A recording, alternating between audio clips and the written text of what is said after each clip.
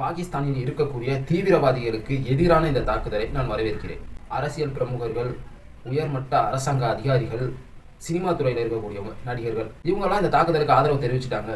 நாமும் இந்த தாக்குதலுக்கு ஆதரவு தெரிவிக்கணுமா வேணாமா அப்படிங்கிற குழப்பம்லாம் வேணாம். போர் என்னைக்குமே ஆபத்தானது. போர் என்னைக்குமே மனித குலத்திற்கு எதிரானது. நான் என்னைக்குமே போரை அக்செப்ட் பண்ணிக்கிறவே மாட்டேன். போர் என்னைக்குமே எனக்கு தேவையில்லை அப்படின்னு தான் நினைப்பேன். என்னுடைய எதிரியாக இருந்தால் கூட பாகிஸ்தான் மீது போர் நடக்கக்கூடாது அப்படின்னு தான் நினைப்பேன். ஆனால் பாகிஸ்தான் தீவிரவாதிகள் மீது தாக்குதல் கண்டிப்பாக நடக்கணும். அங்கே இருக்கக்கூடிய பொதுமக்களை கருத்தில் கொண்டு நீங்கள் இதை தலைமை தாங்கி நடத்தக்கூடிய கர்னல் சோபியா குரேசி அவன் கொடுத்த அறிக்கை எனக்கு ரொம்ப விருப்பமுடையதாக இருந்துச்சு. பொதுமக்கள் யாருமே பாதிக்கப்படலை. நம்பகமான உளவுத்துறையினுடைய தகவல்களின்படி தீவிரவாத முகாம்கள் 9 இடத்துல நாங்கள் தாக்கியிருக்கோம் அப்படின்னு சொல்லியிருந்தாங்க. அது எனக்கு வரவேற்கத்தக்கதாக இருந்துச்சு. ஆனால் இது அடுத்த கட்டத்தில் பொதுமக்களும் பாதிக்கப்படுவாங்க, இந்தியர்களும் பாதிக்கப்படுவாங்க அப்படிங்கிறத மனதில் கொண்டு அடுத்து இதற்கு அப்புறம் நடக்கக்கூடிய அனைத்துமே நடந்தால் நல்லா இருக்கும் அப்படின்னு நான் நினைக்கிறேன். பகல்காம் அட்டாக் அதை நடத்திய தீவிரவாதிகள் ஒரு கொலை செஞ்சிருந்தா கூட அவங்கள சட்டத்தின் முன்பு நிறுத்தி அவங்க தான் உண்மையிலேயே கொலை பண்ணாங்களா அப்படின்னு தீர விசாரித்து அவங்களுக்கு தண்டனை கொடுக்கணும். ஆனால் இந்த தீவிரவாதிகள் பல அப்பாவி உயிர்களை எடுத்திருக்காங்க. இவங்களுக்கு கண்டிப்பாக மரண தண்டனை கொடுத்தே ஆகணும். அதில் எந்த மாற்று கருத்தும் கிடையாது. நீங்கள் அந்த பாதிக்கப்பட்டவருடைய கொல்லப்பட்டவருடைய உறவினராக இருந்தீங்கன்னா உங்களுடைய மனநிலைமை எந்த மாதிரி இருக்கும்?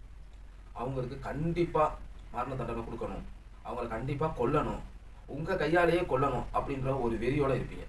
அதுவும் அந்த கொல்லப்பட்டவருடைய மனைவியாக இருப்பவர்களுடைய மனநிலைமை எந்த மாதிரி இருக்கும்? நம்மளால நினச்சி பார்க்க கூட முடியாத அளவுக்கு ஒரு துயரமான ஒரு சம்பவமாக இருக்குது. அதை நடத்தியவர்கள் கண்டிப்பாக தண்டனை பெற வேண்டும், அதுவும் மரண தண்டனை. இதில் எந்த மாற்று கருத்துமே இல்லை. ஆனால் இப்போ நடந்துக்கிட்டு இருக்கக்கூடிய போர், ஆப்ரேஷன் சிந்து, சினிமா துறையை சார்ந்தவங்க, அரசியல்வாதிகள், அரசு துறையில் இருக்கக்கூடியவங்க, பொதுமக்கள் அப்படின்னு நிறைய பேர் இந்த போருக்கு ஆதரவு தெரிவிக்கிறாங்க. ஆனால் எனக்கு இதுக்கு ஆதரவு தெரிவிப்பதா இல்லை வேண்டாமா அப்படின்னு சொல்லிட்டு ஒரு குழப்பம் தான் இருக்குது. நான் பட்டுன்னு எல்லாரும் ஆதரவு தெரிவிக்கிறாங்க, நம்மளும் ஆதரவு தெரிவிச்சாத நமக்கு நாட்டுப்பற்று இருக்கு அப்படின்னு சொல்லிட்டு முடிவு பண்ணுவாங்க. நம்மளுடைய நாட்டுப்பற்றை காமிக்கிறதுக்காக இந்த போருக்கு நம்ம ஆதரவு தெரிவிக்கணும். எல்லாரும் ஆதரவு தெரிவிக்கும் போது நம்ம மட்டும் மாறி நின்றோம்னா அது சரியா இருக்காது அப்படின்னு சொல்லி தோணலை. ஆனால் இந்த போரை தலைமை தாங்கக்கூடிய கர்னல் சோபியா குரோசி அவங்க கொடுத்த அறிக்கை நம்பகமான உளவுத்துறையின் தகவல்களின்படி 9 தீவிரவாத முகாம்கள் மட்டுமே தாக்கப்பட்டது, பொதுமக்கள் யாரும் பாதிக்கப்படவில்லை அப்படின்னு சொல்லி அறிக்கை கொடுத்திருந்தாங்க. சரியான ஒரு இதாக இருந்துச்சு. இந்த மாதிரி ஒரு தாக்குதலை நான் எதிர்பார்த்தேன். இது சரியான அடி. அதை நடத்திய அந்த கர்னல் ஒரு முஸ்லீம். எனக்கு பல கேள்விகள் இருக்கு. அதில் முதல் கேள்வி, உளவுத்துறை தகவல்களின்படி தீவிரவாத முகாம்களை இந்திய அரசு தாக்கியுள்ளது. தன்னுடைய நாட்டில் பாகிஸ்தானில் தீவிரவாதிகள் முகாமிட்டு இருக்கிறது பாகிஸ்தான் அரசாங்கத்துக்கு தெரியாதா? கண்டிப்பாக தெரிஞ்சிருக்கும். ஏன் அவங்க நடவடிக்கை எடுக்கலை? பாகிஸ்தான் அரசாங்கம் தீவிரவாதத்தை வளர்க்குறாங்க அப்படின்னு சொல்லிட்டு எல்லாரும் சொல்லும் பொழுது இந்த ஒரு அறிக்கை பாகிஸ்தான் உண்மையிலே தீவிரவாதத்தை வளர்க்குறாங்க அப்படிங்கிறத உறுதிப்படுத்துது. தீவிரவாதத்துக்கு அடைக்கலம் கொடுக்கக்கூடிய பாகிஸ்தான் மீது போர் அவசியம்.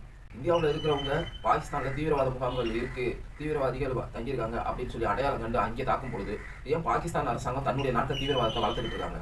அதுக்கு ஒரு முற்றுப்புள்ளி வைக்காம அப்போ பாகிஸ்தான் மீது போர் அவசியம். 2, பொதுமக்கள் பெரும்பாலும் வசிக்கக்கூடிய பகுதிகளில் போர் நடக்கக்கூடாது. 3, எனக்கு ஒரு கேள்வி இருந்துகிட்டே இருக்கு. ஒரு போர் நடக்குது, ஒரு சண்டை நடக்குது அப்படின்னா மன்னராட்சி காலத்துல இருந்து தலைவர்கள், பிரதமர்கள் யாரா இருந்தாலும் அவங்க கொல்லப்படுறது கிடையாது. இல்லை அவங்க இறுதியாக தான் கொல்லப்படுறாங்க. பெரும்பாலும் கொல்லப்படுபவர்கள், பாதிக்கப்படுபவர்கள் பொதுமக்களாக இருக்காங்க. அது இருக்கக்கூடாது. தீவிரவாதிகளுக்கு அடைக்கலம் கொடுத்தது பொதுமக்களா இல்லை அந்த நாட்டு அரசாங்கமா? அந்த நாட்டு அரசாங்கத்தை தாக்கணும். அந்த நாட்டு தீவிரவாதத்தை ஒழிக்கணும். 4, இந்தியாவை பாகிஸ்தானை பேச்சுவார்த்தைக்கு உலக நாடுகள் அழைப்பாங்க. அப்போது தீவிரவாதத்தை காலங்காலமாக ஆதரிச்சுக்கிட்டும் தீவிரவாதிகளுக்கு அடைக்கலம் கொடுத்துக்கிட்டு இருக்கக்கூடிய பாகிஸ்தானுக்கு மிகப்பெரிய கண்டனத்தை தெரிவித்து தீவிரவாதத்தை பாகிஸ்தானில் இருந்து முற்றிலுமாக ஒழிக்க வேண்டும். நமக்கு தெரியும், கார்கில் வாரில் இருந்து இப்போ வரைக்கும் நம்ம பார்த்துக்கிட்டு இருக்கோம்.